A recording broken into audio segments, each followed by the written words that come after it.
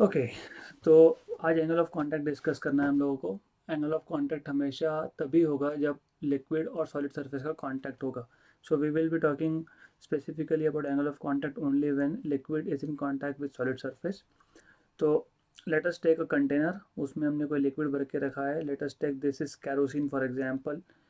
अलग अलग टाइप के लिक्विड के लिए एंगल ऑफ कांटेक्ट अलग अलग बनता है, तो पहले हम लोग डिफाइन कर लेंगे एंगल ऑफ कांटेक्ट क्या है। तो फॉर द टाइम बिंग समझाने के लिए मैं यहाँ ले रहा हूँ केरोसिन। तो केरोसिन जब इस ट्यूब के अंदर, बेसिकली हमने ग्लास ट्यूब लेके रखा है, और जब आप इस ग्लास ट्यूब को इंसर्ट करोगे लिक्विड में, पहले पहले से ही ग्लास ट्यूब में केरोसिन था, बट एनीवेज, तो यहाँ पे एक मिनिस्कस बनेगा, इसको मिनिस्कस बोलते हो आप। सो मिनिस्कस इज नथिंग बट ये जो शेप बना है यहाँ पे, कॉनकेव या कॉन्वेक्स शेप बनेगा, उसको मिनिस्कस बोलते हैं। तो केरोसिन के केस में ये जो शेप बनता है दैट इज कॉनकेव। ये कॉनकेव शेप जो बनता है इसको आप बोलते हो कॉनकेव मेनिस्कस। सिमिलरली, अगर हम लोगों ने इंस्टीड ऑफ केरोसिन, अगर हम लोगों ने मर्क्यूरी लिया होता, तो मर्क्यूरी के केस में इफ अगेन सेम थिंग, हमने ग्लास ट्यूब लिया है उसमें मर्क्यूरी था, एक कंटेनर लिया है उसमें मर्क्यूरी था, तो मर्क्यूरी के केस में जो मिनिस्कस है ये कॉन्वेक्स बनता है, ऐसा शेप बनता है उल्टा। So instead of concave you get convex shape. तो ये कॉनकेव शेप और कॉन्वेक्स शेप क्यों बना, मतलब ये मेनिस्कस के शेप अलग अलग क्यों आए, ये हम लोग एक्सप्लेन करते हैं with a concept of angle of contact. तो एंगल ऑफ कांटेक्ट बेसिकली पहले डिफाइन कर लेंगे। एंगल ऑफ कांटेक्ट को डिफाइन कैसे करेंगे, उसके लिए मैं ये जो ग्लास ट्यूब लिया है उसको मैं एम्पलीफाई करके जूम करके दिखाता हूँ। तो let us say this is that glass tube, और मर्क्यूरी का केस बता रहा हूँ मैं, so I am just zooming this. तो if you see in this case, जो मिनिस्कस बना है, जो शेप बना है वो था कॉनकेव। अब एंगल ऑफ कांटेक्ट को डिफाइन करने के लिए डेफिनेशन बहुत सिंपल है, सिर्फ समझ लेना अच्छे से। हम लोग क्या करते हैं, हम लोग हमेशा लिक्विड सरफेस को टेंजेंट ड्रॉ करते हैं eight the point of contact. तो लिक्विड और सॉलिड सरफेस का कांटेक्ट कहाँ पे हुआ, यहाँ पे हुआ, या दूसरा एंड पे भी ले सकते हो बेसिकली। यहाँ पे हुआ, यहाँ पे हम लोग टेंजेंट ड्रॉ करेंगे। किसको टेंजेंट ड्रॉ करेंगे, लिक्विड सरफेस को टेंजेंट ड्रॉ करेंगे। तो we always draw tangent to the liquid surface at the point of contact, let us say with this green arrow। जो एंगल बनेगा इस टेंजेंट में और सॉलिड सरफेस में इनसाइड लिक्विड, इनसाइड लिक्विड क्यों बोल रहा हूँ, क्योंकि मैं ये एंगल मेजर करूँगा, मैं बाहर का भी एंगल मेजर कर सकता था। हम लोग मेजर कर रहे हैं angle inside within liquid, basically within liquid basically measure कर रहे हैं।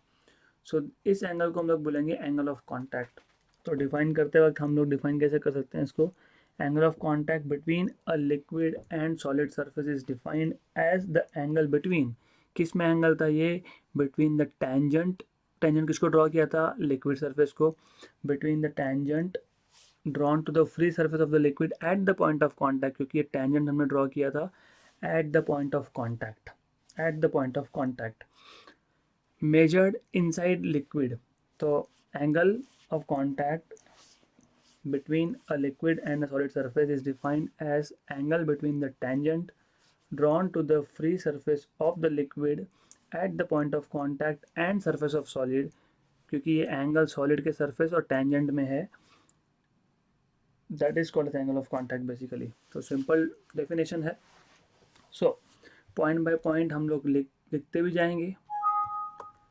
सो we will put these things point by point।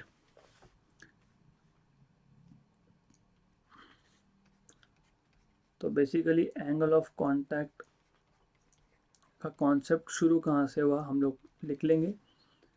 ये एंगल ऑफ कांटेक्ट जब लिक्विड और सॉलिड का कांटेक्ट होगा तभी बात होगी। So when a liquid surface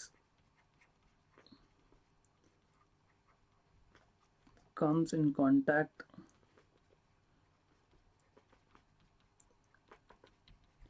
with a solid surface,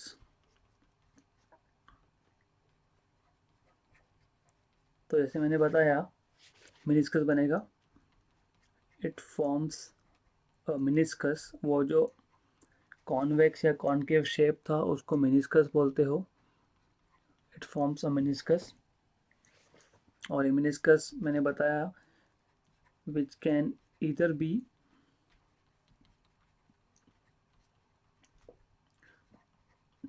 convex. Convex किसके केस में होगा? For mercury glass. For mercury glass, जब मर्क्यूरी और ग्लास का कांटेक्ट होगा तब वो कॉन्वेक्स बनेगा। और it can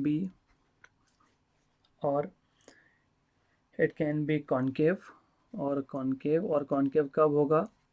kerosene glass. Books में वाटर ग्लास लिया होता है, लेकिन वाटर का केस अलग है। वाटर का केस क्या है हम लोग वो भी डिस्कस करेंगे। तो तुम्हें पता होना चाहिए कि कॉन्वेक्स और कॉनकेव कब बनेगा। You have to know this. So as shown in diagram below, as shown in figure below. तो मैं जस्ट आपके रेफरेंस के लिए वो जो डायग्राम हमने ड्रॉ की थी उसको वापस रीड्रॉ कर देता हूँ। बहुत सिंपल सा केस था। हम लोगों के पास एक कंटेनर है जिसमें एक ग्लास ट्यूब इन्वर्ट करके रखा हुआ है, और इसमें पहले केस में हमारे पास केरोसिन है, या फिर हम लोग पहले मर्क्यूरी की बात कर लेते हैं, एक ही बात है। मर्क्यूरी के केस में हमेशा कॉन्वेक्स बनता है, तो बाहर की तरफ भी कॉन्वेक्स दिखाना पड़ेगा। ऐसा नहीं है कि सिर्फ ग्लास ट्यूब के अंदर आप कॉन्वेक्स बताओगे। So you have to show convex surface outside also and inside the tube also. तो this is what I am trying to say। और इस केस में एंगल जो होगा डेफिनेटली एंगल ऑफ कांटेक्ट वो डिफाइन करने वाले हैं हम लोग। ये इस केस में थीटा ऑब्ट्यूज बनता है। मैं अभी से बता दे रहा हूँ, हम लोग बाद में डिफाइन करेंगे। तो ये आपका केस हो गया फॉर मर्क्यूरी ग्लास। एंगल बनता है ऑब्ट्यूज ग्रेटर देन 90 डिग्री। और शेप देखो कॉन्वेक्स आता है। बहुत बार कन्फ्यूजन ये होता है कि कॉन्वेक्स और कॉनकेव शेप मतलब कहाँ से। हम लोग बेसिकली क्या है, लिक्विड के अंदर से देखते हैं शेप को। तो अगर मैं लिक्विड के अंदर से देख रहा हूँ, तो मुझे ये कॉन्वेक्स दिखेगा। उल्टा भी है, अगर आप लिक्विड के बाहर से देखोगे तो कॉनकेव बन गया। तो याद रखना, जब मेनिस्कस के शेप की बात होती है तो पॉइंट ऑफ रेफरेंस जो हमारा होता है वो लिक्विड के अंदर होता है। सिमिलरली कॉनकेव के लिए भी पॉइंट ऑफ रेफरेंस लिक्विड के अंदर होगा। तो आप कहाँ से देख रहे हो उस पर डिपेंड करता है कि कॉन्वेक्स सरफेस कौन सा, कॉनकेव कौन सा। तो ये हमेशा याद रखना, ये बहुत बार रे ऑप्टिक्स में भी गड़बड़ होती है। एनीवेज, तो ये हो गया आपका मर्क्यूरी ग्लास का केस। सिमिलरली हम लोग केरोसिन ग्लास का केस भी लिख सकते हैं यहाँ पे। और ऐसे शेप्स क्यों बनते हैं, we will talk about it in details in a while.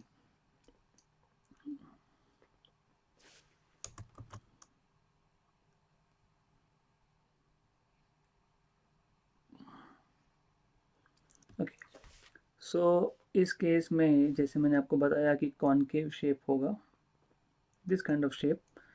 और बाहर की तरफ भी कॉनकेव ही शेप रखना, वहाँ पे कॉन्वेक्स मत कर देना या फिर फ्लैट मत बता देना। फ्लैट का मतलब कुछ और होता है, वी विल डिस्कस। फिर हम लोग टेंजेंट ड्रॉ करते हैं liquid, free surface of liquid को at the point of contact. फिर हम लोग एंगल मेजर करते हैं between this tangent drawn to the free surface of liquid at point of contact and the solid surface, theta. तो ये आपका case हो गया, यहाँ पे थीटा एक्यूट बनता है। ये आपका केस हो गया मर्क्यूरी ग्लास। बाय द वे, एक चीज़ मैं आपको और बता देता हूँ, सॉरी, दूसरा जो केस है केरोसिन ग्लास है, not mercury glass. By the way, mercury जो होता है it is a liquid which does not wet a solid. इसका मतलब क्या? फॉर एग्जाम्पल, अगर आपको किसी ने मर्क्यूरी से नहला भी दिया तो मर्क्यूरी आपके बॉडी पे टिकने नहीं वाला है। तो that is what it means. जैसे होली में किसी ने गुब्बारा मर्क्यूरी से भर के मार दिया, डेफिनेटली लगेगा क्योंकि मर्क्यूरी इज़ हैवी, उसका डेंसिटी बहुत ज़्यादा होता है। आपको लगने वाला है वो अलग बात है, लेकिन वो मर्क्यूरी आपके बॉडी पे टिकेगा ही नहीं, क्योंकि वहाँ पे adhesive force for mercury is actually almost zero. तो वो किसी चीज़ को स्टिक नहीं होता है बेसिकली। तो इसलिए ऑब्ट्यूस एंगल ऑफ कांटेक्ट जो होता है वो होता है for a liquid which does not wet a solid, और एक्यूट जो होता है वो होता है for a liquid which wets a solid. तो केरोसिन का केस, वाटर का केस दूसरे केस में जाएगा where angle of contact is acute. और वाटर क्यों बोल रहा हूँ, वाटर क्यों नहीं बोल रहा हूँ वो समझेगा आगे आपको। तो हम लोग उसको दो कैटेगरीज में डिवाइड कर लेंगे, प्योर वाटर, एक इम्प्योर वाटर बाद में करेंगे हम लोग। Anyways, so let us first define angle of contact. तो एंगल ऑफ कॉन्टैक्ट का डेफिनेशन जैसे मैंने अभी आपको बताया ओरली कि एंगल ऑफ कॉन्टैक्ट होता क्या है। So the angle of contact theta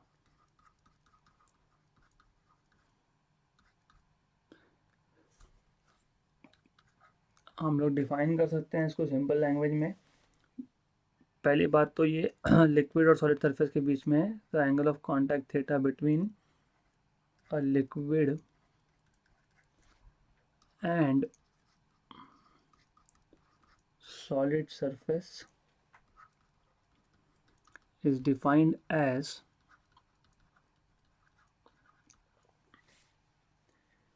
the angle between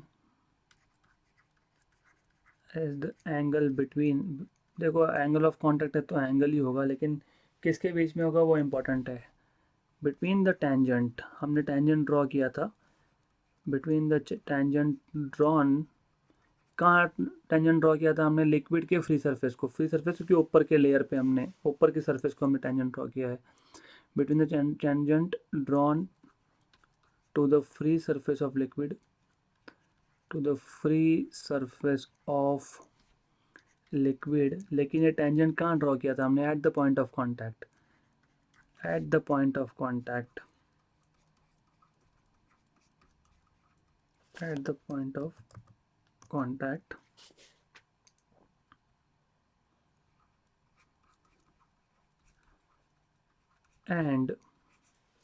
and solid surface, and surface of solid.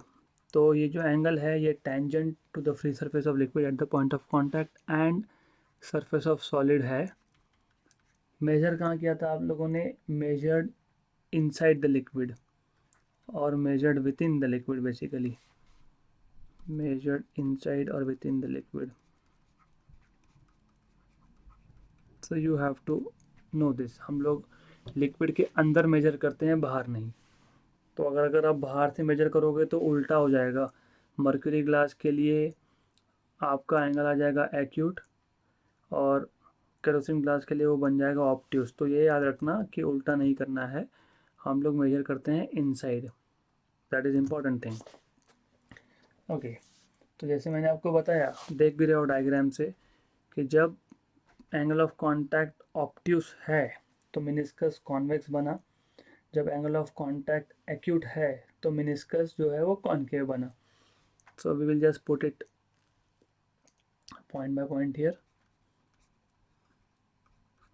When the angle of contact is acute, then the meniscus, then the liquid forms, then the liquid forms a concave meniscus,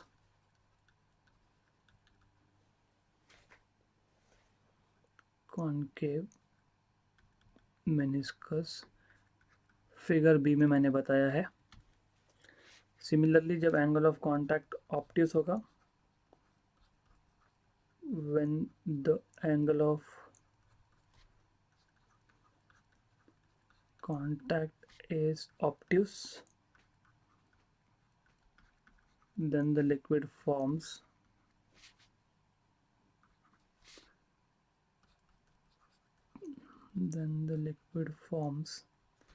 a convex meniscus, convex meniscus figure A जैसे बताया वहाँ पे। Okay,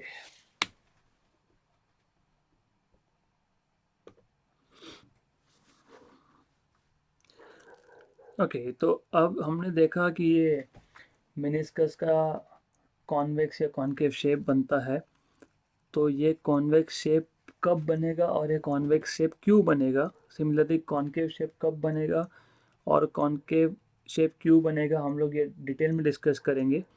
तो let us start the topic with shape of meniscus. देखो basically जब solid और liquid का contact होता है तो दो ही टाइप के फोर्सेस काम करते हैं वहाँ पे। एक होता है cohesive force between liquid molecule and liquid molecule, दूसरा होता है adhesive force between liquid molecule and solid molecule.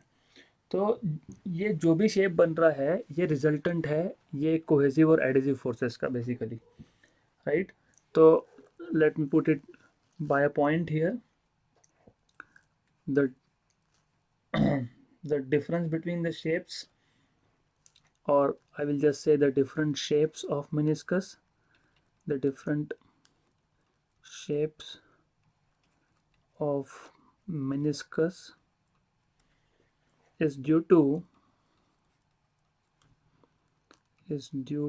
net effect of, मतलब resultant net effect of दो forces मैंने बताए थे, net effect of cohesive forces between liquids, between liquid molecules,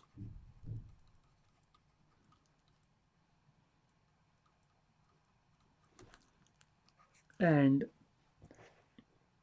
solid and adhesive force between, क्योंकि देखो वहाँ पे cohesive force liquid molecules में ही होगा और जो एडेसिव फोर्स होगा it will be between liquid and solid molecules, and adhesive forces between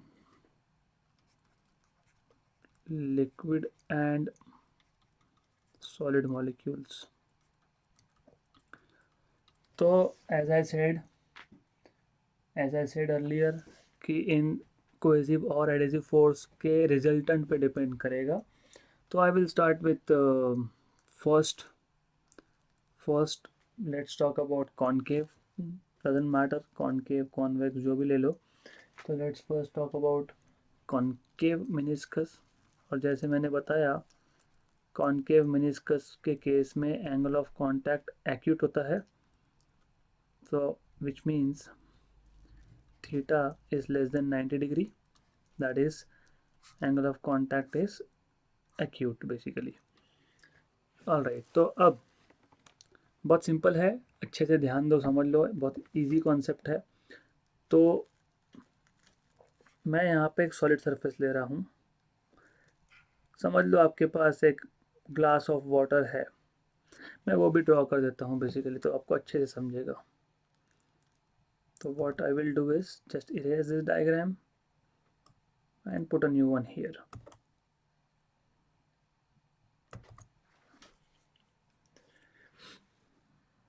okay, so let's say we have a glass of water, जिसमें हम वाटर की जगह पे मैं केरोसिन बोलूँगा better.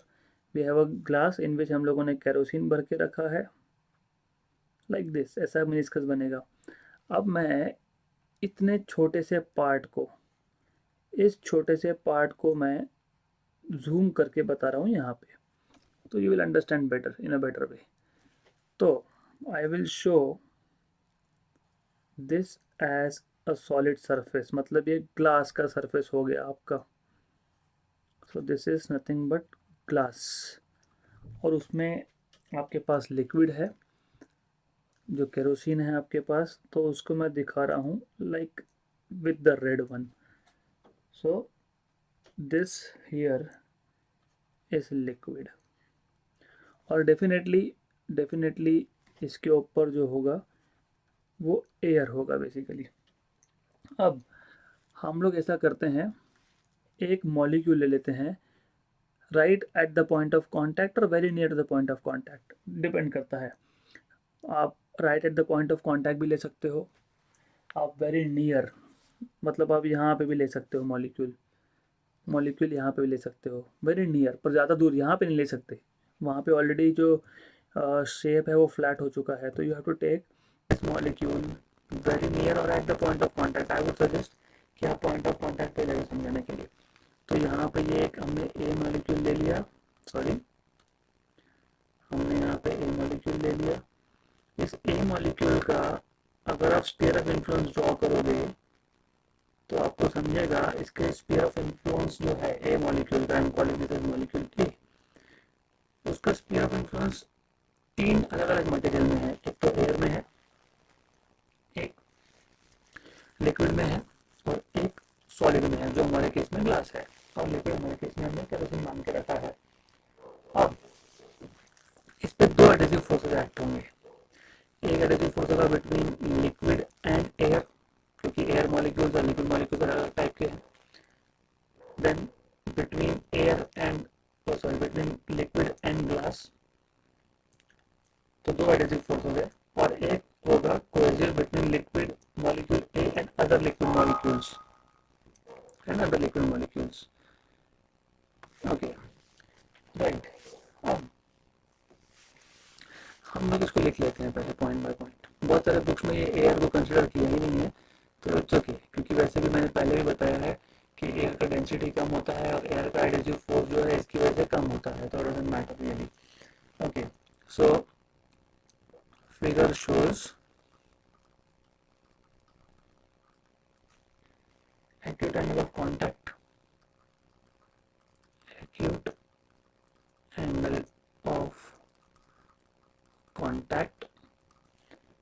between liquid surface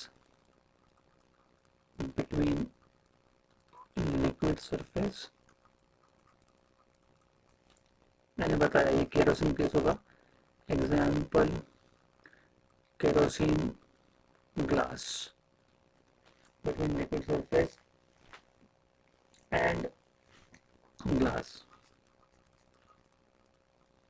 bottle, whatever bottle ले लो या जो भी लेना हो ले लो, anyways not important here. okay. अब जैसे मैंने यहाँ पे डायग्राम में ड्रॉ किया है, हम लोगों को एक मॉलिक्यूल कंसिडर करना है right at the point of contact. Consider a molecule A such that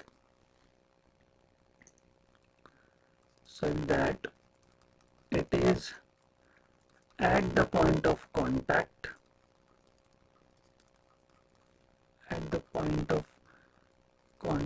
or very near point of contact between what? Between liquid and glass,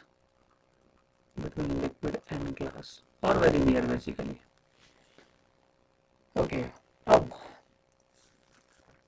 as I told you उस पर 3 टाइप के forces act होंगे, 2 adhesive होगा और एक cohesive होगा। सो molecule A experiences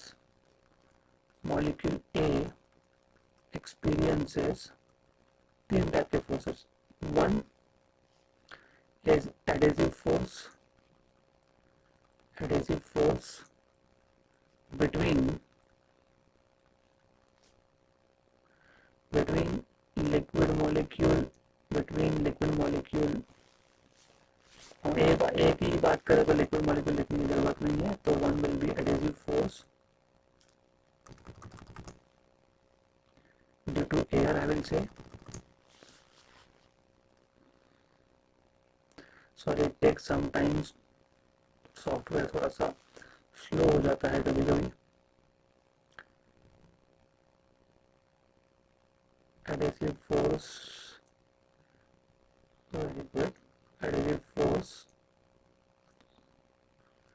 due to air which can be neglected। मैंने जैसे बताया कि क्यों निगलेक्ट होता है, एयर का डेंसिटी कम होता है इसलिए, तो एयर के मॉलिक्यूल्स उसके स्फीयर ऑफ इन्फ्लुएंस में कम होंगे, which can be neglected। दूसरा adhesive force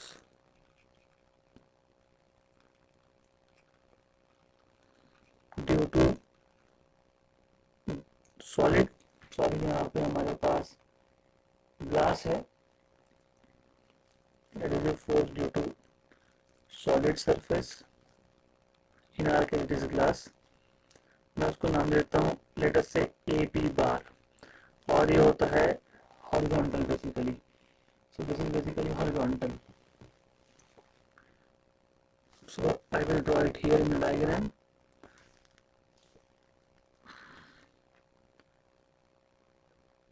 So I'm talking about this particular vector here, AP. So that is horizontal.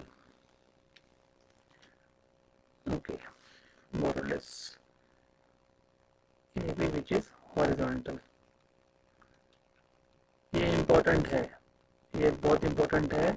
AP horizontal क्यों होगा? एडेसिव फोर्स, एडेसिव फोर्स किस में होगा? लिक्विड और जो ग्लास सरफेस है उसके बीच में होगा, वो हॉरिजॉन्टल होगा। तीसरा मैंने जो बताया था आपको, it will be cohesive force, cohesive force due to other liquid molecules, other liquid molecules.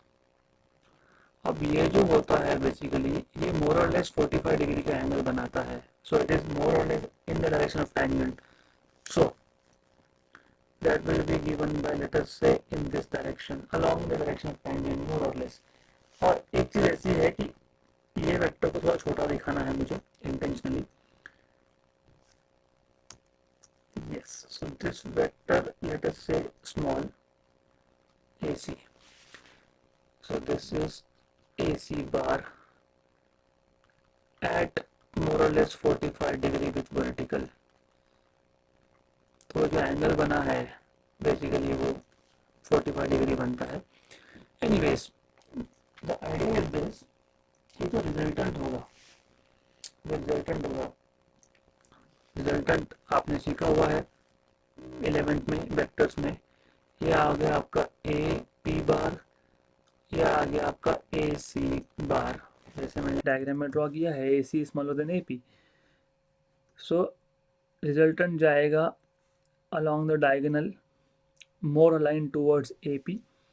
मतलब इसका रिजल्टेंट जो आएगा लेट अस से AR, ये होगा inside the solid, inside the glass. ये इंपॉर्टेंट है, बहुत इंपॉर्टेंट है। So I will write it here, the resultant और net resultant of cohesive adhesive force AP bar and AC bar is inside the solid, is inside the solid which is glass in our case। that is resultant को हमने नाम दिया है, resultant is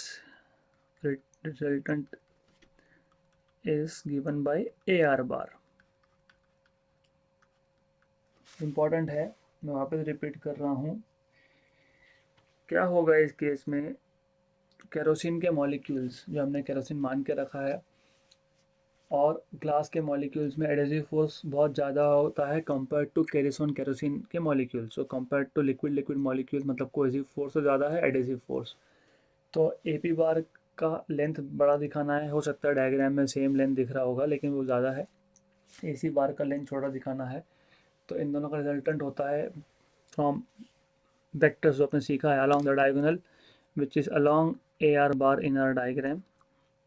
और ये ए R bar it is inside solid. So resultant का direction basically decide करता है कि वो मिनिस्कस कॉनकेव बनेगा कि कॉन्वेक्स बनेगा। ये इंपॉर्टेंट है, राइट, वेरी इंपॉर्टेंट थिंग। अब या फिर इसको आप ऐसे भी लिख सकते हो, फॉर स्टेबिलिटी ऑफ लिक्विड, क्योंकि वो जो ग्लास में आपने केरोसिन भर के रखा है वो स्टेबल चाहिए ना। अगर आपने ग्लास में केरोसिन भर के रख दिया तो उसका जो शेप है वो स्टेबल होना चाहिए। स्टेबल कैसे होगा? सो फॉर स्टेबिलिटी या फिर equilibrium, for stability of a liquid surface, the net force, जैसे मैंने ऑलरेडी लिखा है ऊपर, the net force A R bar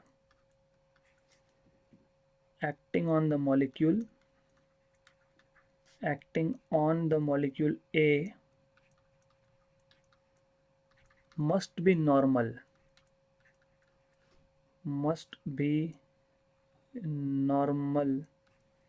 at all points, must be normal to the liquid surface,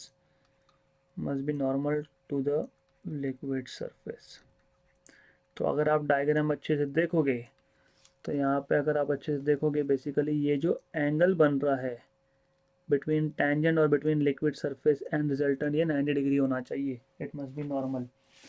तो इम्पॉर्टेंट है ये। ओके, तो that is why it makes that is why it makes meniscus concave. That is the only explanation you can write. I'm again sorry, मतलब इसको और detail में बताने गए तो वो जो सरफेस जैसे मैंने लिखा है कि जो रिजल्टेंट ए आर बार है अगर उसको नॉर्मल रहना है किसको, लिक्विड सरफेस को, तो उस ए मॉलिक्यूल को हमेशा ऊपर की तरफ पाइल अप होना पड़ेगा, नीचे नहीं आ सकता, ऊपर की तरफ उसको जाना पड़ेगा। तो मैं वापस बता रहा हूँ, ओके मैं लिख ही देता हूँ क्योंकि that will make it more clear and I will repeat it, doesn't matter. So as I told you कि ए आर बार को नॉर्मल रहना है, for A R bar to be normal to the liquid surface, to be normal to the liquid surface, a molecule A must pile up या फिर ऊपर चढ़ना पड़ेगा उसको, सॉलिड सरफेस के ऊपर चढ़ना पड़ेगा against the solid surface, against the solid surface. That means therefore meniscus must be concave, or you can say angle of contact must be acute, must be acute. मैं क्विकली रिवाइज कर देता हूँ। हमने अभी तक किया क्या है, हमने एक सॉलिड सरफेस लिया, हमारे केस में ये सरफेस जो है ये ग्लास है, फिर हम लोगों ने केरोसिन लिया है और केरोसिन में ये शेप जो है मिनिस्कस का वो कॉनकेव बनता है, और कॉनकेव क्यों बनता है हमको वो एक्सप्लेन करना है। तो ये आपका मर्क्यूरी हो गया, मतलब लिक्विड हो गया। इसके बाद हमने लिया था यहाँ पे एयर होगा, अगर ये एयर नहीं होगा तो शेप चेंज होगा, बेसिकली इट विल डिपेंड कि ऊपर की तरफ कौन सा मटेरियल है। फिर हमने बोला कि हमने एक at the point of contact या near to the point of contact एक मॉलिक्यूल ले लिया ए, और इस मॉलिक्यूल का स्फीयर ऑफ इन्फ्लुएंस तीन अलग अलग मटेरियल में है, एयर में है, लिक्विड में है और ग्लास में है। मॉलिक्यूल किसका है, लिक्विड का है। लिक्विड और ग्लास मॉलिक्यूल के बीच में होगा आपका adhesive force which is given by A P बार, और लिक्विड जब केरोसिन होता है तो एडेसिव फोर्स ज़्यादा होता है। उसके बाद कोहेसिव फोर्स होगा between liquid and molecule A and other molecules of liquid which was given by basically AC bar, or cohesive force between A molecule which is liquid molecule and air molecules is neglected। तो हमारे पास दो forces है, AP which is adhesive, AC which is cohesive। इनका resultant, इन दोनों का resultant वो आएगा inside solid, inside glass ए R बार।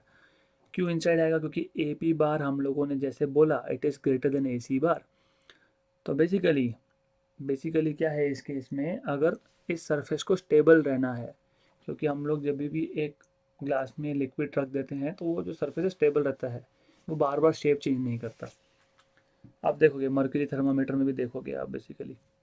Anyways, तो स्टेबल रहना है। स्टेबिलिटी के लिए कंडीशन क्या थी कि ये जो ए आर बार है ये लिक्विड सरफेस को, मतलब टेंजेंट को होना चाहिए 90 डिग्री पे हमेशा। ये होने के लिए 90 डिग्री होने के लिए ए मॉलिक्यूल को हमेशा पाइल अप, मतलब लिक्विड सरफेस पे ऊपर की तरफ रहना पड़ेगा। ए कैन नॉट बी हियर, नीचे नहीं आ सकता ए, क्योंकि नीचे अगर आ गया तो ये जो एंगल है, जिस एंगल की मैं बात कर रहा हूँ, रिजल्टेंट और सॉलिड लिक्विड सरफेस में जो एंगल है, या फिर रिजल्टेंट और tangent to the liquid surface में जो एंगल है वो 90 डिग्री होना चाहिए। अगर ए मॉलिक्यूल नीचे आ गया तो that angle cannot be 90 degree, that cannot be perpendicular, AR resultant cannot be perpendicular to the liquid surface। और इसी के लिए वो जो एंगल ऑफ कांटेक्ट बनता है, दिस एंगल ऑफ कांटेक्ट जो यहाँ बता रहा हूँ मैं, this has to be acute, मतलब meniscus has to be concave. तो ये उसका सिंपल एक्सप्लेनेशन था।